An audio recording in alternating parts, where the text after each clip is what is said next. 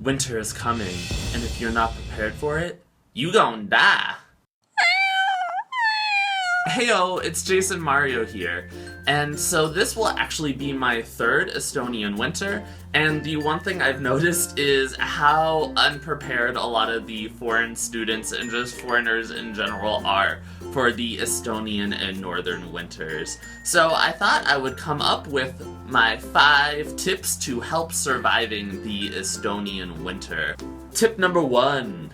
Drugs. And I'm not talking about the white powdery kind either. I'm talking about hard, cold, pharmaceutical grade vitamin D. So one of the best things you can do during the winter months here is actually getting vitamins to help you get through the winter. Since it's really dark here and you only get about 4 hours of sunlight, your body isn't producing the vitamin D it actually needs to be healthy and be happy.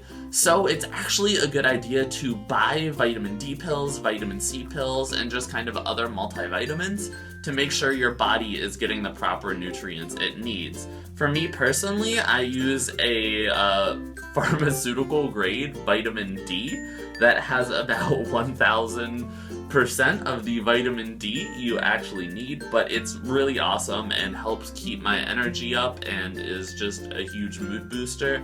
So definitely having the proper nutrients, whether it's through food and making sure you eat a healthy diet, or getting the extra vitamin pills you need is super important. The second piece of advice I have is getting a good pair of boots. Everything outside is either covered in snow, it's either raining all the time. Basically, there's just slush, water, and snow and ice everywhere, so your feet are going to get wet.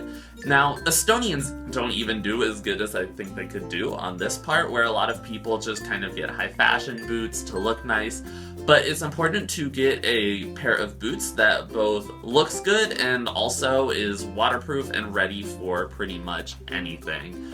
So the boots that I actually use is I have a pair of bean boots. I got them from my sister as a gift before I actually even came to Estonia, and these have come in handy so much. So the 2 really great things about them is they have this rubber part at the bottom, so the bottom of the boot is rubber proof, and then also the tops are larger so I can actually tuck my pants into them.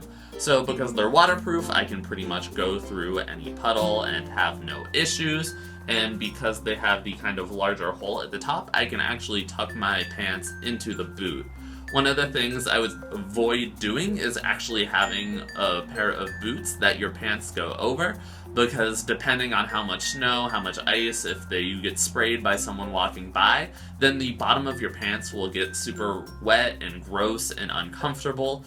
So basically, by having a pair of boots you can just kind of trudge through any puddle with, life will be so much easier, and there's tons of fashionable waterproof boots out there as well. The third piece of advice I have is just having the appropriate winter attire in general. So beyond just kind of a coat and snow pants, it's important to have a few different things to help you survive the colder temperatures. One of the things I use is thermal gear underneath of my clothing. It lets me wear my actual clothing. I can just wear jeans and put these thermal leggings under them. I use Under Armour ones, and it just makes you a whole lot warmer, but you don't have to have all the heavy gear on as well. The other things that are important to have is, 1, a good pair of gloves, which I usually lose mine super fast, so I end up spending a lot of money on gloves. But if you have a pair of gloves with either removable fingertips, or there's gloves specially designed so you can use your smartphone, that way you can still engage in your social media life. The other 2 important things I would say are having either a hat or earmuffs. For me, I actually prefer to use earmuffs so that way I can kind of keep my hair just doing whatever it needs without having to smush it under a hat. And my friend Chloe actually got me these earmuffs. They're super warm and fluffy, and then even when I'm going inside, I can just kind of throw them on my head like this, and then I have kind of fun bear ears when I go about everywhere. The next item that is also super useful to have is a good scarf. So I've noticed a lot of guys actually don't even own scarves, so getting a scarf is super important.